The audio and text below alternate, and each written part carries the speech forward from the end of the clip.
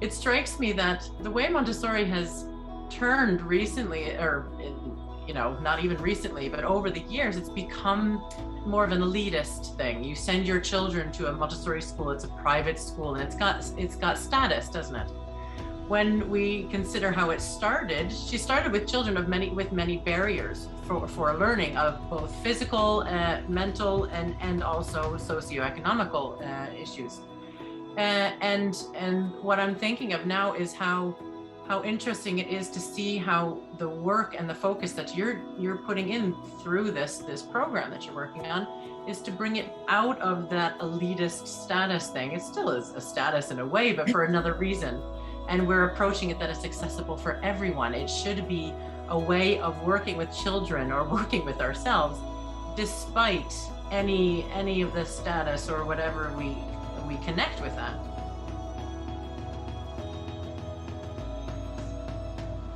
Hello, everyone. We're back. And today we have some very special people. And one of them needs no introduction because it's Claire, as we've had on before, and we've talked quite a bit together. And now we get to introduce a very special person, both to Claire and to everyone now. We're going to all see how special he is. This is Andy. Andy, welcome. Andy, would you like to say a little bit of who you are in this little dynamic here as you're on the same screen as Claire? Hey, yeah, well, I'm an Irishman, and I met Claire 7 years ago, and it's been all uphill since then. Well, then you have to sort of say that, don't you? Now, I don't like to introduce someone as someone's partner, but I will do that now. As you've said your few sentences, Andy is Claire's husband, and we're very happy to have you on with us today because we wanted to talk to you about a very special project that you've been working on now for several years together. The two of you together have a connection down in South Africa, and you got started running some workshops, and you have some connections in the Montessori world down in South Africa. Would you like to tell us a little bit about your story and how that all got started? Yes, indeed. Well, it started at one of the Montessori Europe conferences. I met this very interesting woman called Jane Cope, and she told me about this organization they had in Cape Town. And they were exploring to see what kind of partnerships they could do. And I discovered they had quite a strong 0 to 3 and 3 to 6 Montessori training, but they were looking for 6 to 9. So I said, I'll come down when I have some free time, when I'm semi-retired, and do a workshop for you. And so a couple of years later, I did, because I have a brother in Cape Town, which made it all the more attractive to go visiting there. So it was semi-holiday, it was fun. But when I got down there, we were in the process, Waterbark was in the process of getting MACD accreditation. And suddenly the whole project grew some legs, and we were into setting up a whole training there. And that was the end of 17 we went. And we went, and in fact, the second year in 19, we went twice, because I was invited to be the speaker at the SAMA conference, the South African Montessori Association. And that was really interesting, because that was also in Joburg. And so I got to see another part of it. And so we've had a really, really good time there. I've been there 4 times. And each time I have done some part of the 6 to 9 training. But in the course of it, we also got to train this very good trainer who is now about to get a really good program started down there. And that's Yumna Hussein. And we have great confidence in her. She came to Oslo, and we all exactly. Yeah, a couple of times now. Yeah, it's taken a bit of time to get going, because there've been lots of difficulties, COVID being top of the list, but there've been many difficulties down there. Yes. So that's the Montessori side of it. Andy might tell you a little bit about the situation there and what they're trying to do with the schools. It's an organization called Children's Campaign Trust. And right. Yeah. So that was a nice setup. I think I can just put it right over to you, Andy, then. So how did you get involved in what's your role in this project? I get to carry the bags usually. But my first experience of South Africa was as a tourist in the late 1990s. And I always felt I'd love to have the opportunity to go back, not as a tourist, because I'd seen some of the townships and what some areas that people lived in. I felt that I'd love to get back. When I retired about 20 years ago, I got the opportunity to visit about half a dozen other African countries and do some work there. So when the opportunity came with Clare and Water Park, I jumped at the opportunity. And I've enjoyed all of our visits there. And hopefully once COVID is over, we get back.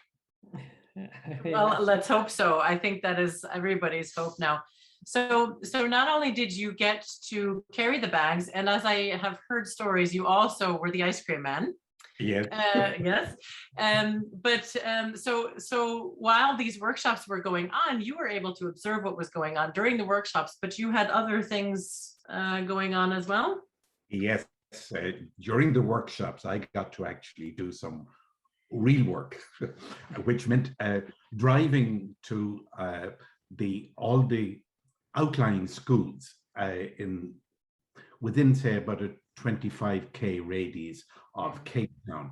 So it was a fantastic experience to go into these townships or deprived areas and see the schools actually working.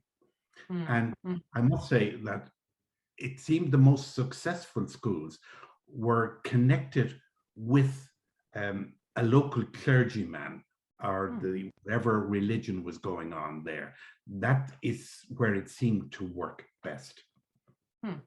But there is definitely a need for more teachers, more educated teachers, and with the Montessori bent, Montessori materials.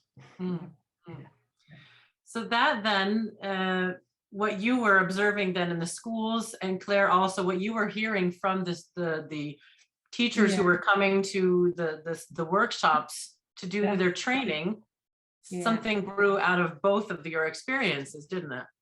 And what these people were trying to do was, I won't say trying to do, they had succeeded in many ways, but it's a long uphill battle because the situation is so complex and challenging in most parts of Africa.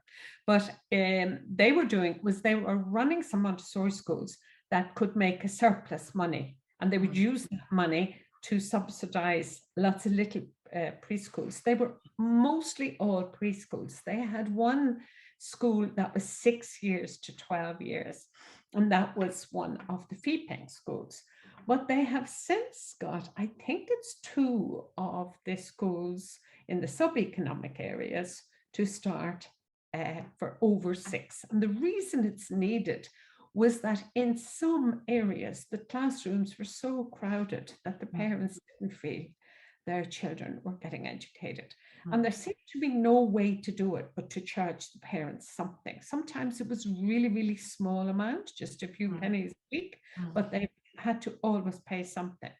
So the whole thing was very complex. And of course, when COVID hit, they could barely keep their well-to-do schools open. It was very, very challenging for them. And so it's taken a little step backwards, but they are continuing, and most of the schools have managed to stay open, and they're doing some amazing work. But we didn't have a huge demand because there is a Jane Cope that I mentioned already was running a training for 3 to 6 and 0 to 3. So what they needed from Water Park was 6 to 9 and 9 to 12, I believe. But to get these schools started, but they started, and there were just a few people who wanted to do this training but could not pay for it. And however low we could keep the fees, there had to be something because we had to cover the salaries and the premises and all these things. So it meant that we had an opportunity to sponsor some people. some people had no financial resources to be able to pay for it, and other people were working and had limited financial resources. So we came at it in two strands.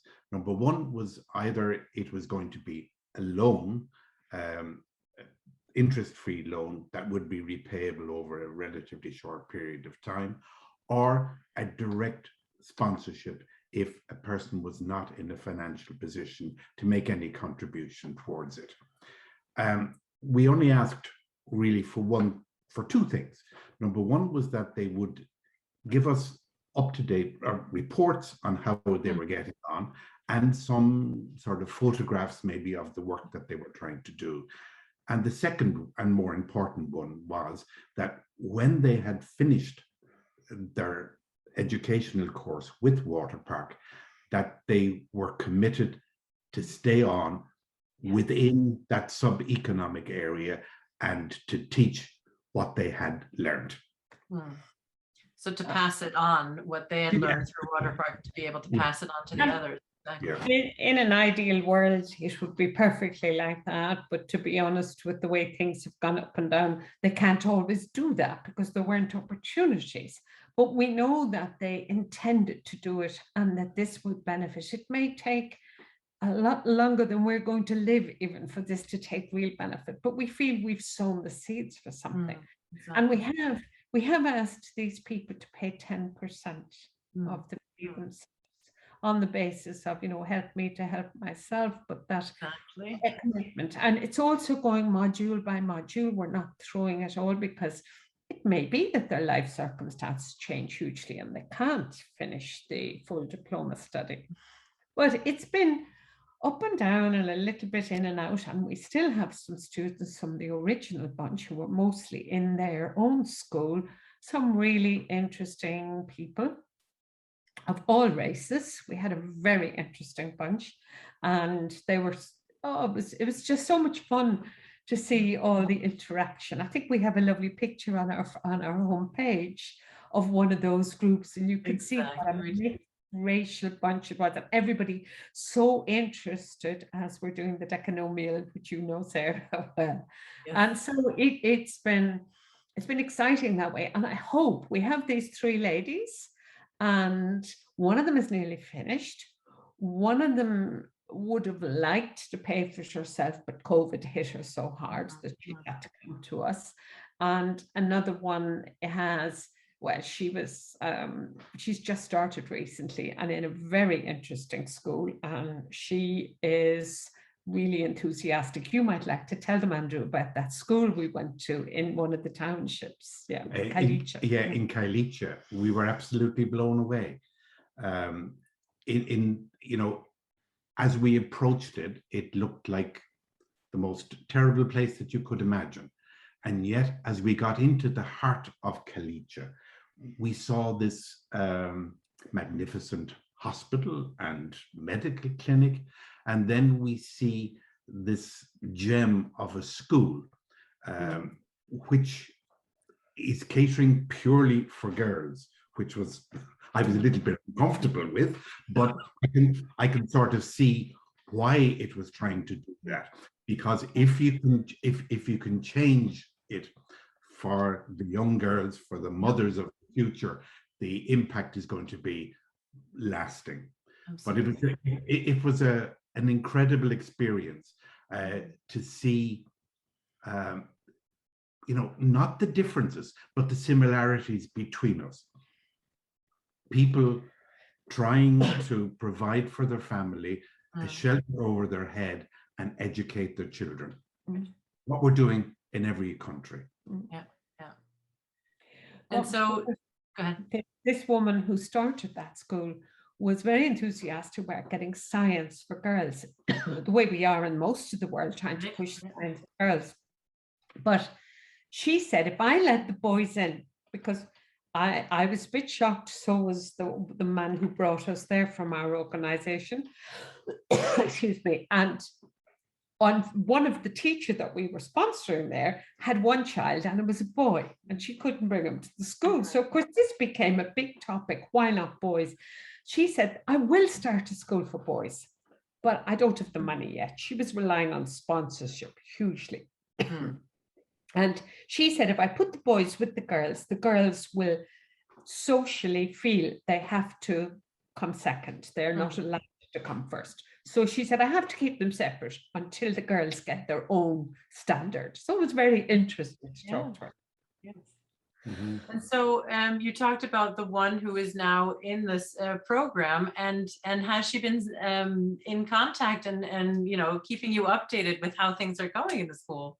She has. Buyo is her name, and she is so enthusiastic and following our program, and has sent us some pictures which you'll be able to see. And she is using her Montessori to work with these girls. I wouldn't say it's a full Montessori school yet, but it is moving towards it. And so, I mean, the whole principles of Montessori and the whole water park ethos of this, the way of development of the self-confidence and skills of concentration and self-responsibility will be hugely important in these kind of schools, hugely important, because it will give these children confidence to move on and find education for themselves. And of course, it's going to have a bumpy start, but it's really lovely to have been. I mean, I'm very grateful to Children's Campaign Trust for giving us the opportunity to put our toe in the water there, and Water Park can offer something, and they will give something back to Water Park. They can provide materials. Getting materials is something that's possible. It's getting trained teachers is the biggest challenge. And that's where we hope it will help. And some of the teachers, even in their existing 3 to 6 course, it's really difficult for them to get to the training every Saturday morning because they can't leave their families on Saturday, and that's challenging them. So there are many difficult things. Actually, you hit on something there, Sarah, about the Montessori principles on the adults. And I had an experience when I was one day feeling a little bit low about the complications and the problems we had. And I said, am I doing any good here at all? You know, and those women came back to me the second year and told me that she had very gently and nicely stood up for herself within family norms and cultures that were completely oppressing her. And she said, I learned how to say no to my mother-in-law. That was terribly, terribly important. And I realized she didn't do it rudely or anything, but something in Montessori had lifted her up. And I said, if we only do that by bringing Montessori, that we help the adults to see the potential they have. For the future, for the immediate future, our emphasis is going to be on South Africa, because that's where, by training trainers, that we feel sustainability and the future will come. You know, when we're gone, we need people, the local people on the ground, to take up the mantle and run with that. Absolutely. And we've talked about this several times, Claire, about if we are to start up a center, for example, with Water Park, it needs to be sustainable. We can't be coming all the time, but we can train a group who then is taking it further. And this is the exact same thing that we want for this, isn't it? That's happening in Nairobi at the moment too. But they were a very well-established organization when we reached them, where we were. It's not always that easy everywhere, you know. It's not always that smooth. Smooth is probably the word I want. Yes. So now the big question: if someone is listening to this episode and is interested in being along in donating or contributing to this sponsorship or this scholarship fund, how do you have any advice on how they can go about doing so? The first thing we have to do is to find the student who is committed to run the course, to take the course, and who is in need of financial assistance. And then we'd be delighted to have any donations that might come on board. Yes. But it's going to be for the individual. You know, it's not going to be thrown into a fund. It's going to be directed for one person for one purpose in one area. Yeah. And I think that's so important, is that personal connection, that direct connection to the beneficiary. So if there is someone who's watching this and is interested in studying and is also experiencing financial difficulties, please contact us as well. So both sides, please do get in touch with us, because we will be able to work together. And Water Park is very much focused on, you know, being able to have that personal connection with all of our students, with all of the people that we get to work with. So I think this is no different. I would say it will be a case by case. And something, Sarah, that's very important about the Water Park structure, which helps too, is the module by module, or being able to study in small pieces. Partly, it's not just economic, but it's also, one never knows, because one of the things about these situations is that it is, well, I say, changing life circumstances that causes many of the reasons that there are challenges. So in that way, we have to be very flexible. And I think that's one thing we can be quite proud of, is how flexible we are in our study program. So they can do little pieces, and the same with the any donors, little pieces to sponsor something small. It'll work very well. Exactly. And I think even in this case, we've broken it down, not just module by module as we have for all of our students, but we've even broken some of the modules down into even smaller pieces. Exactly. And I think also when you're approaching something that is a big study, which it really is an in-depth diploma study, so it can seem slightly overwhelming at first, but by taking it into the small pieces and, you know, one step at a time, what I can give of my time, of my mental focus as well, it makes it easier to get through, to work through, and all the better to come out on the other side as having accomplished it all as well. Yeah. So one of the things I was thinking of when you're talking about this whole project is how it goes sort of hand in hand with the way Water Park has approached the Montessori training, making it accessible, making it available for everyone. And it strikes me that the way Montessori has turned recently, or, you know, not even recently, but over the years, it's become more of an elitist thing. You send your children to a Montessori school, it's a private school, and it's got status, doesn't it? When we consider how it started, she started with children with many barriers for learning, of both physical, mental, and also socioeconomical issues.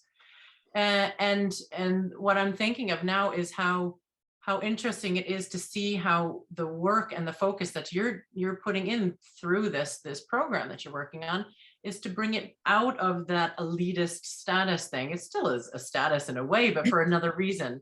And we're approaching it that it's accessible for everyone. It should be a way of working with children or working with ourselves, despite any of the status or whatever we connect with that.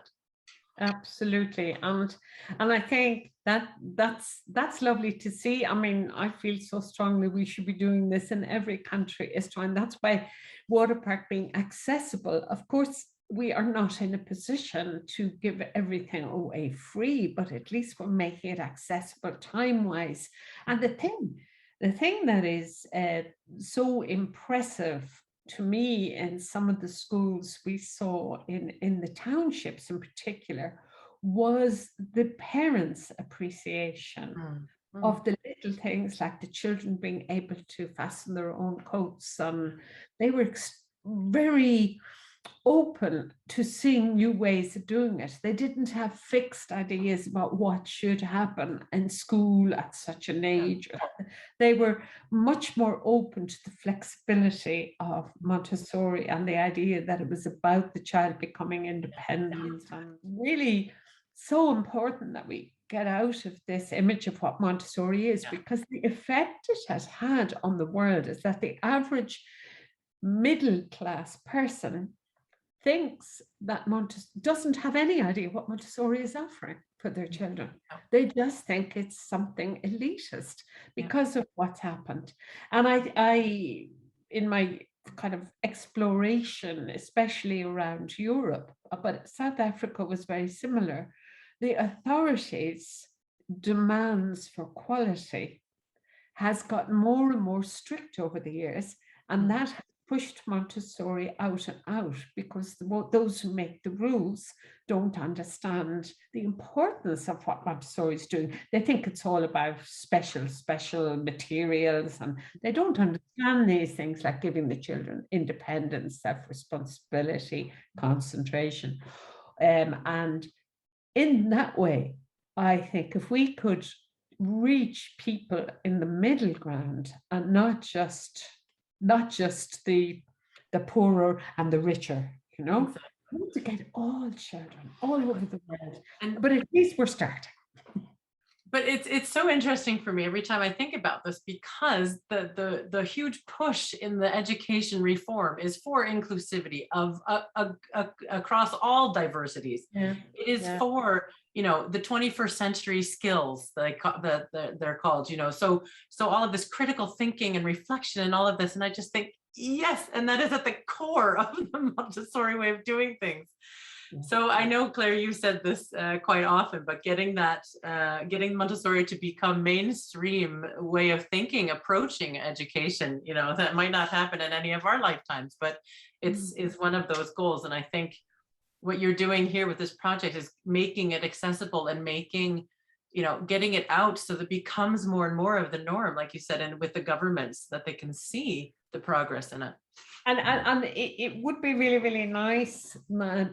There would be, like in Norway. Norway has opened a door for schools to be Montessori and still not be in the moneyed sector. For just regular people living in their town, they can have a Montessori school. That is very special, because that means Montessori can thrive. Where in other countries, private education is seen as a bad thing, and therefore it is seen as elitist. And Montessori has no way of existing except as private. And that has completely warped what Montessori is. So it's lovely to be able to get back and talk to parents who meet education for the first time as Montessori and really understand. And that we did experience when we were there, and that was lovely. Both teachers and parents. So yeah. Which is you know, that's key for a successful project. You know, starting up the teachers is great, but you need the parents as well. And so if they're working together on something like this, then you've got a good you know, foundation for a project of this scope. And that is something that is, you can't run any kind of education without the parents on your side. No. So that's one thing we work on, Sarah, isn't it? Trying to get to educate parents. It's not easy, but we're trying. Yeah. So I'll start packing the bags and we're heading back down. I'm in. I'll see you down there. All right. Wonderful. Thank you so much, both of you, for joining us today and talking and telling us all about this. And again, we'll put some information maybe at the end of this here. So if anyone wants to get in touch with us, they can do so. Whether you are someone who is ready to get started on a Montessori journey and has a goal to make it accessible in your area, or if you would like to be along and donating to an individual or several individuals who are in that situation. Thank you very much, Claire and Andy, for joining us. Bye, Sarah. Thank you. Bye.